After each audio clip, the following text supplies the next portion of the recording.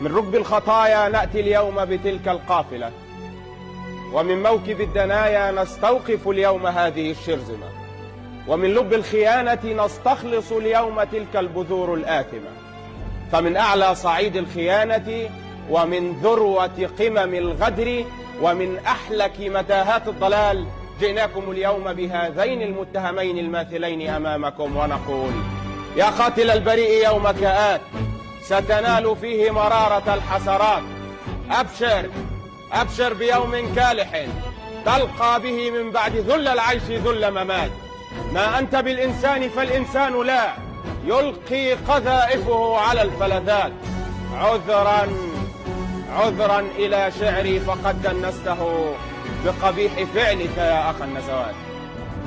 هيئة المحكمة الموقرة، هذا قول بشر، هذا قول نفر من البشر. أما سيد البشر صلوات ربي وسلامه عليه قال: والذي نفسي بيده ليأتين على الناس زمان لا يدري القاتل في أي شيء قتل، ولا يدري المقتول على أي شيء قتل. وقال أيضا: لزوال الدنيا جميعا أهون على الله من دم يسفك بغير حق. إنما رب البشر قال: وإذ قتلتم نفسا فادارأتم فيها والله مخرج ما كنتم تكتمون.